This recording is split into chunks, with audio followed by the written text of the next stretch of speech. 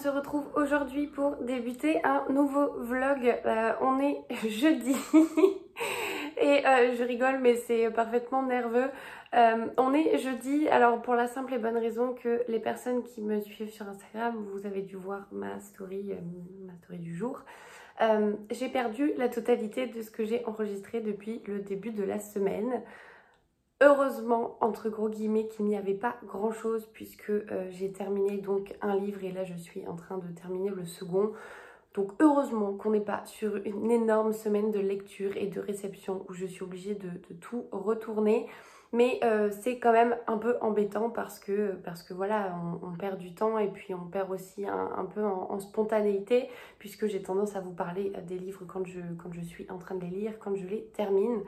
Bref, donc il va falloir que je recommence tout. Voilà, c'était la petite introduction. Je suis donc dégoûtée, j'ai fait une fausse manip, je sais pas du tout comment je me suis débrouillée. Tout ce que je sais, c'est que voilà, j'ai perdu toutes les vidéos et que il m'est impossible de les récupérer. Bref, c'est pas grave, on va faire autrement et je vais quand même vous parler de mes lectures. Mais je pense qu'effectivement, ce vlog ne sera pas très long puisque, donc voilà, jeudi au dimanche, sachant que le dimanche, généralement, je fais la clôture et qui plus est, cette semaine, je n'ai rien reçu. Donc voilà. Je commence tout de suite avec la lecture que j'ai terminée en début de semaine. Je l'ai terminée, je crois, mardi. C'est Bonne nuit maman de Seo Mi-hye que j'ai vraiment adoré. Donc déjà, je commence par vous parler du pitch, du résumé. On va suivre en fait dans ce livre, donc c'est donc un thriller, un policier. On va suivre Seong-gyong qui est donc une criminologue. L'histoire se passe en Corée du Sud.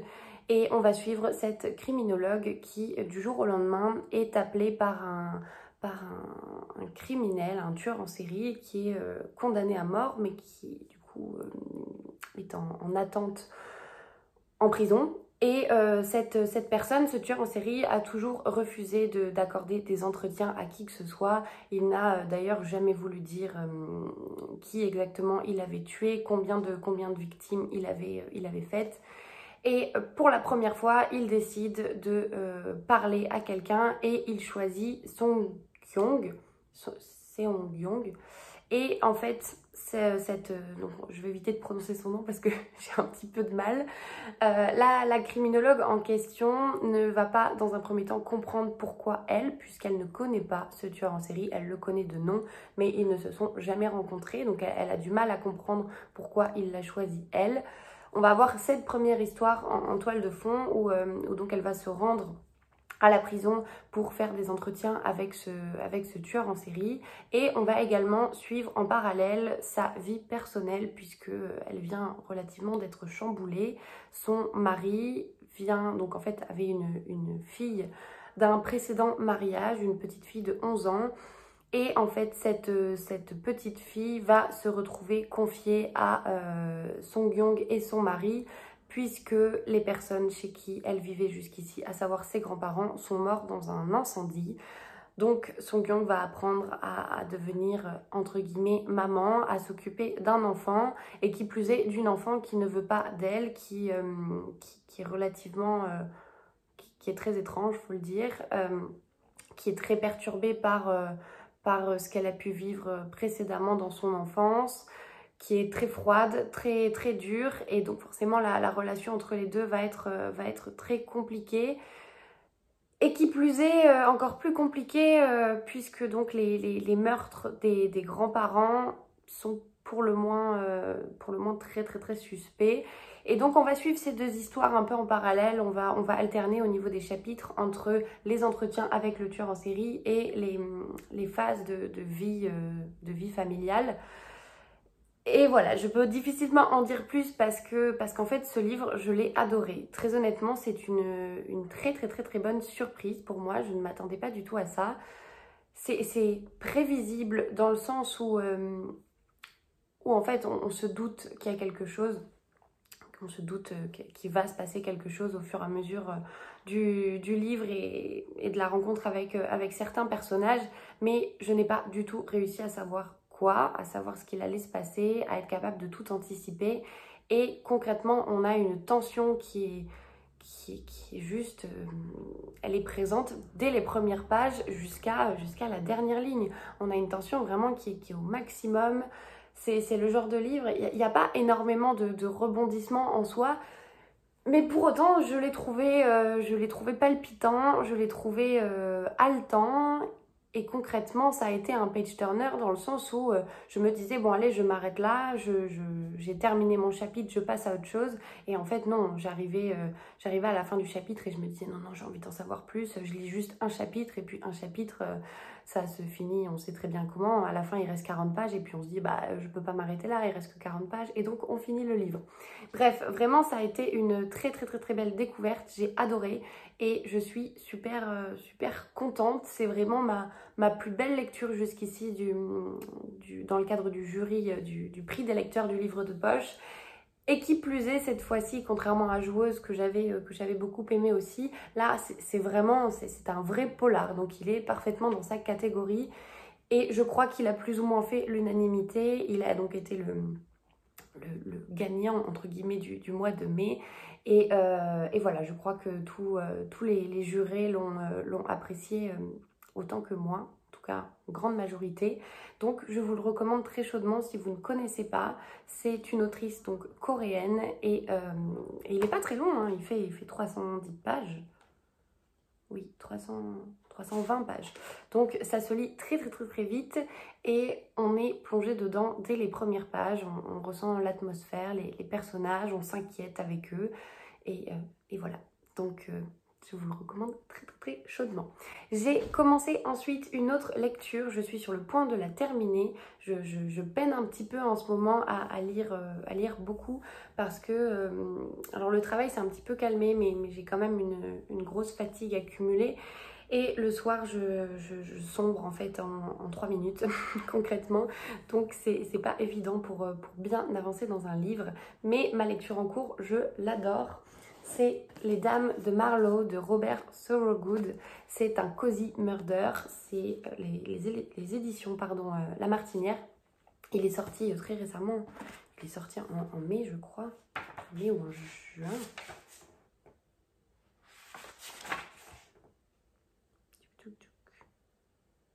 Je vois pas. 2021. Bon, je sais pas. Mais oui, je crois qu'il est sorti en mai, donc il est très récent. Et concrètement, je passe un très agréable moment de lecture. On va suivre, donc on se situe dans la ville de Marlow, en Angleterre. On va suivre donc Judith Potts, qui est une petite mamie, entre guillemets, parce que vous allez comprendre pourquoi, de 77 ans qui a un caractère bien trempé, qui a une vie relativement trépidante. Elle ne se soucie absolument pas du regard des autres. Elle se baigne complètement nue dans la Tamise et ça ne lui pose aucun souci. Elle est relativement excentrique. Elle habite dans une maison donc au bord de la Tamise. Elle va entendre des coups de feu chez son voisin d'en face et elle va être persuadée qu'il a été tué. Elle va décider de partir voir ce qui s'est passé. Elle est relativement téméraire et elle va découvrir le cadavre de son voisin. La police va bien évidemment être mise sur le coup, mais elle va trouver que la police n'avance pas assez. Et donc elle se met en tête d'enquêter de son côté pour savoir ce qui a bien pu se passer. Dans son enquête, elle va rencontrer 2 autres femmes, donc la femme du vicaire qui est Bex et Suzy qui est donc une promeneuse de chiens un peu fermière dans son attitude.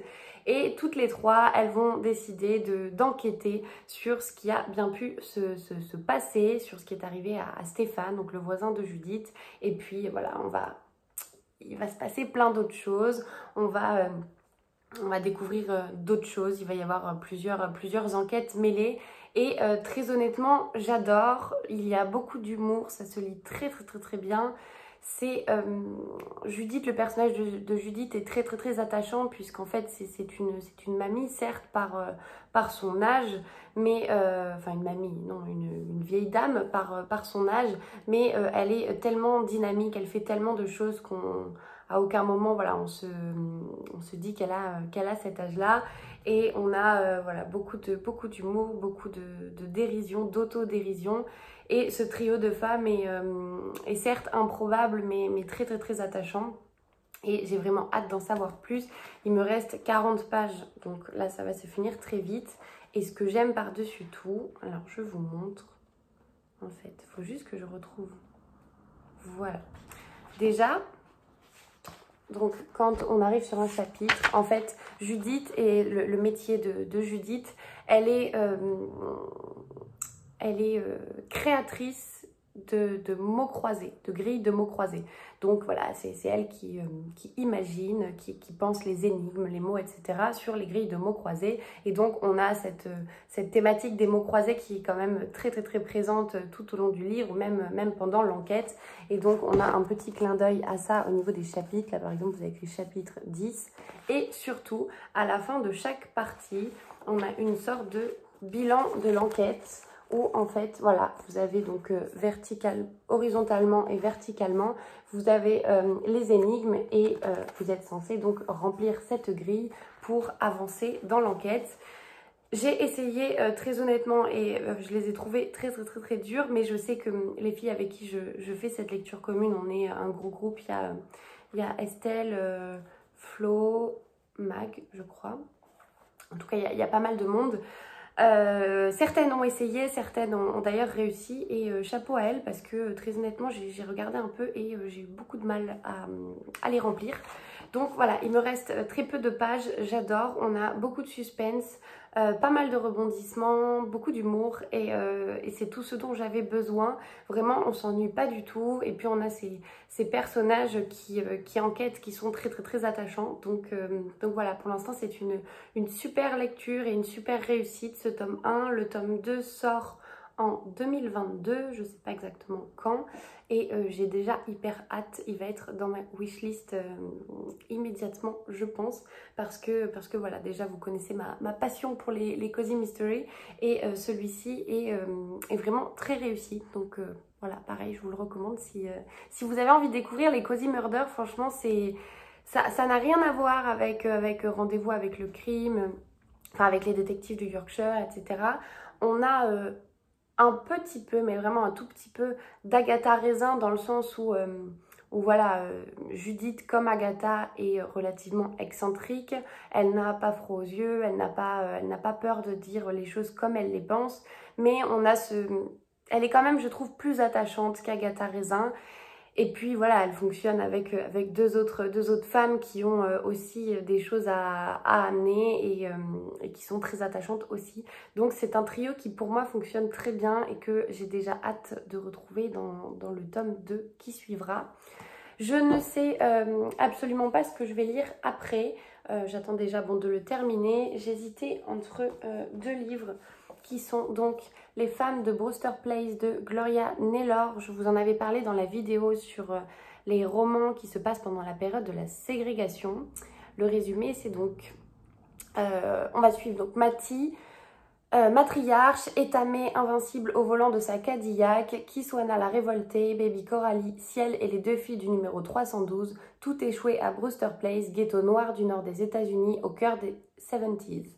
Cette femme qui résiste à la misère, à la violence, à l'intolérance. Sept destins unis par un espoir farouche. Roman culte de la littérature afro-américaine, saluant Toni Morrison et Alice Walker.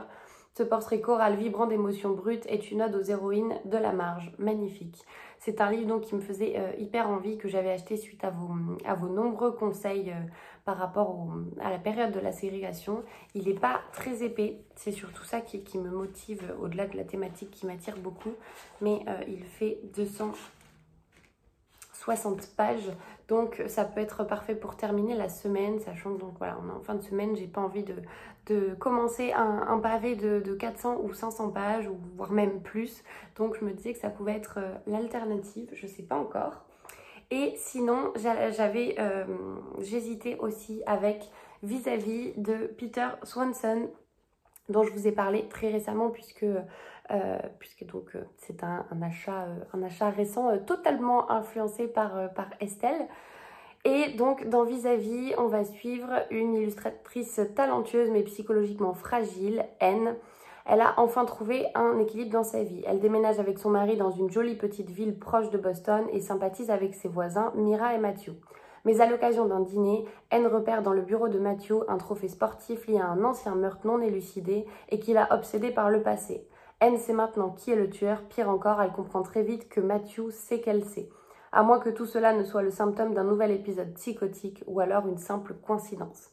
Et ce livre, alors déjà le résumé et la manière dont Estelle en avait parlé m'avait convaincue à 10 000%, sachant que c'est rare en fait dans les schémas narratifs d'avoir le meurtrier dès le début. Et je pense que du coup il doit y avoir une espèce de tension affreuse tout au long de ce thriller, justement parce que on sait, voilà, et d'être un peu tiraillé là-dessus. Donc celui-ci me fait hyper envie. Il n'est pas très long non plus, il fait 340 pages. Donc pourquoi pas. Je pense que je vais peut-être plus me laisser tenter par celui-ci parce qu'en ce moment je suis dans une période où voilà, je suis un peu polar à fond, ou cozy murder, j'ai besoin que ça bouge, j'ai besoin d'avoir des enquêtes. Donc peut-être me laisser tenter par celui-ci. Je vous dirai ça un peu mieux quand j'aurai choisi. Et sinon, je voulais vous parler donc d'un achat que j'ai fait sur Vinted et que je suis allée récupérer.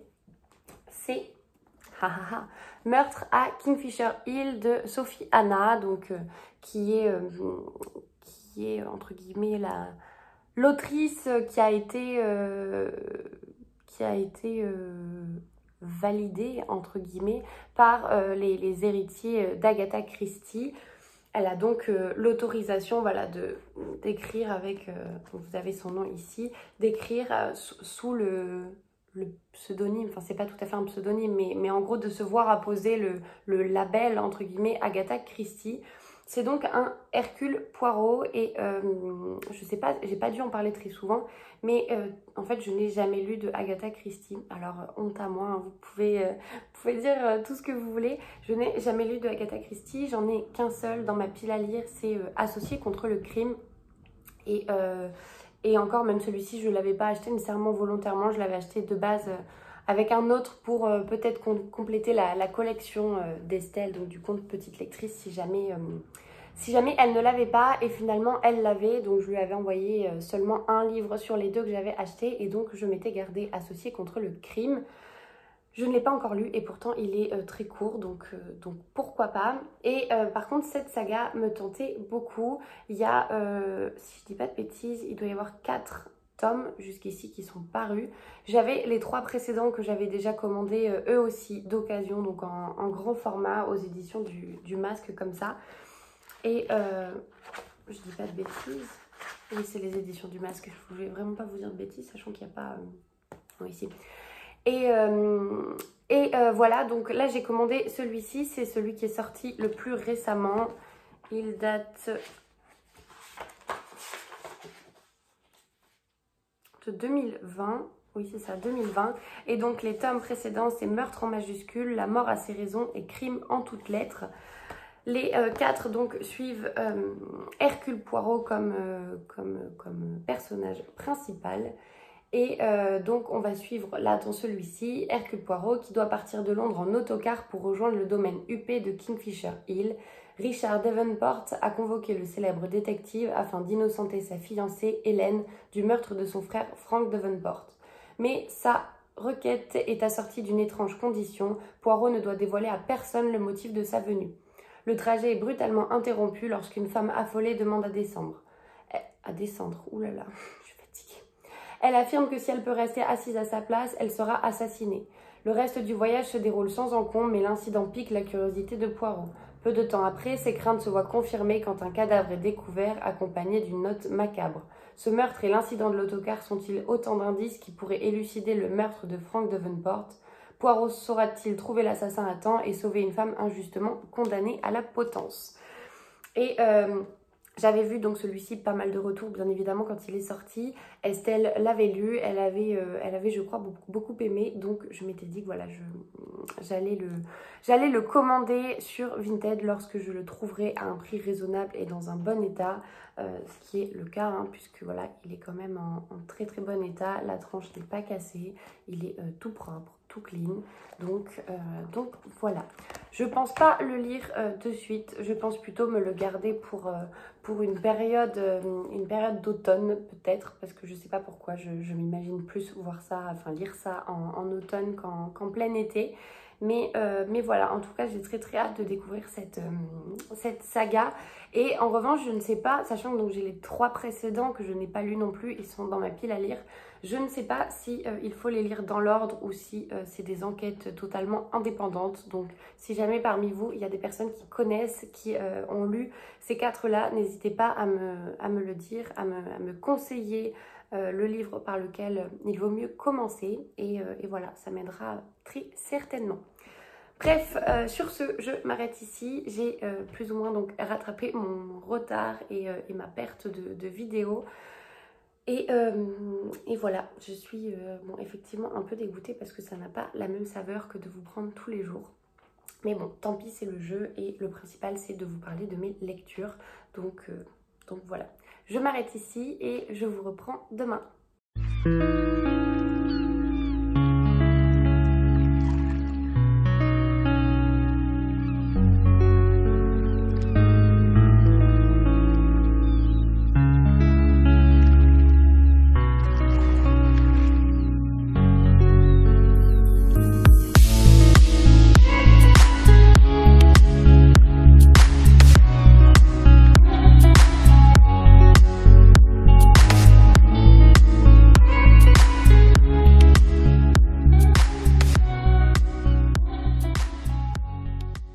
Hello, on est dimanche, j'espère que vous allez bien. Je n'ai pas pu vous prendre depuis jeudi, alors simplement déjà bon parce que j'ai eu pas mal de travail, accessoirement parce que la vie, la vraie vie si je puis dire, reprend et avec elle voilà le retour des beaux jours, les promenades, les quelques sorties dans les bars et restaurants et ça fait du bien. Je sais que moi j'en ai besoin là pour le coup, histoire de décompresser un peu de cette phase de travail. Donc voilà, c'est pas pour autant que je vous oublie, mais effectivement j'ai à peine terminé les Dames de Marlowe, donc je n'ai même pas pour l'instant renchaîné sur une autre lecture, chose que je vais faire cet après-midi. Mais voilà, je n'avais pas, entre guillemets, d'intérêt à vous prendre avant, puisque voilà, je n'ai rien reçu, comme je vous le disais précédemment. J'attends, j'ai fait quelques achats sur Vinted notamment, qui devraient arriver la semaine prochaine, donc je vous en parlerai dans un nouveau vlog. Mais pour celui-ci, effectivement, ça risque d'être un peu plus court que d'habitude. J'espère que vous ne m'en voudrez absolument pas, mais c'est comme ça et voilà, on s'adapte encore une fois. On est donc, comme je vous le disais, dimanche et je viens clôturer ce vlog ici. Avant, je vais vous parler bien évidemment donc, des Dames de Marlowe que j'ai terminé. Il fait méga chaud, il est que midi et il fait déjà 32 degrés. Ils annoncent pour demain et mardi des températures pareil 34-35 degrés et vraiment c'est compliqué. C'est compliqué. Là par exemple j'ai juste éteint le ventilateur le temps de vous tourner la vidéo pour pas avoir le bruit de fond et je ressens déjà la chaleur. Je me suis douchée. J'avais les cheveux trempés il y a encore 3 minutes et ça sèche à une vitesse pour vous dire la chaleur qu'il fait. Heureusement que je n'ai pas de thermomètre parce que je crois que vraiment je ferai des yeux énormes. Donc voilà, mais à la fois ça fait du bien, on a du soleil et l'été est vraiment là, donc tant mieux. Concernant donc ma lecture terminée, les Dames de Marlowe, j'ai vraiment adoré. Adoré à tel point qu'il a, je pense, égalé Les Détectives du Yorkshire, qui est pourtant une saga que j'adore. Vous savez que c'est ma saga de Cozy Mystery préférée, mais celui-ci vraiment je Je l'ai tellement aimé, j'ai adoré ces trois enquêtrices, j'ai adoré le personnage de Judith, leur façon de faire, leur humour, leur remise en question aussi, parce qu'elles ne sont pas enquêtrices de profession. Et j'ai adoré cette intrigue, j'ai adoré cette ambiance voilà, de petite ville où tout le monde se connaît, mais pas que. On n'est pas tout à fait dans la même chose que les détectives du Yorkshire, parce que là, pour le coup, tout le monde se connaît à Bruncliffe. Là, c'est pas tout à fait le cas à Marlow. Alors, je connais pas exactement la taille de la ville de Marlow, mais on n'est pas tout à fait là-dessus. Il y a quand même des gens qui ne se connaissent pas.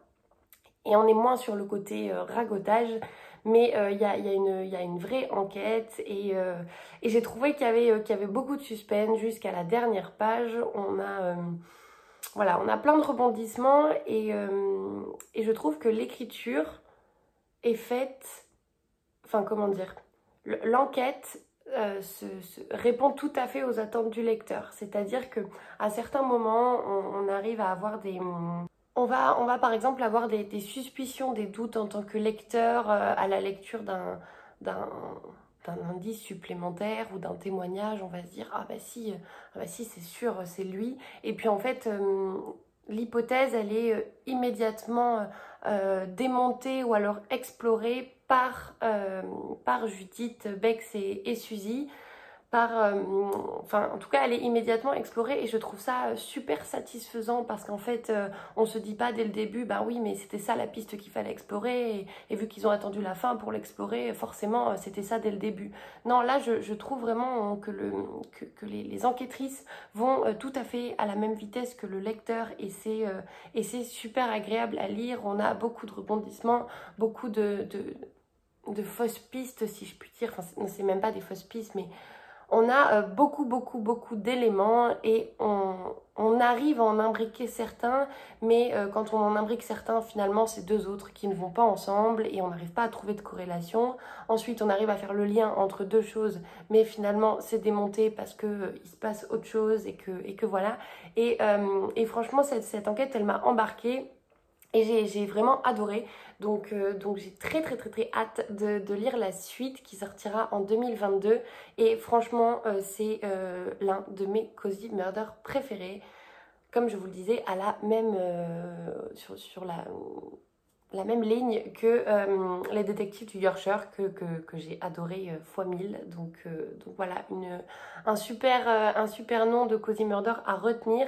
Et pour les personnes qui me demandent régulièrement par quel Cozy Murder je leur conseille de commencer, et ben vous pouvez tout à fait commencer par celui-ci parce que voilà, il est tout simplement génial et j'ai passé un très agréable moment de lecture. C'est vraiment c'est ma petite pépite de Cozy Murder et voilà, et ça fait du bien parce que c'est vrai que j'en lis quand même pas mal, notamment Bal Tragique à Windsor récemment que j'ai beaucoup aimé aussi.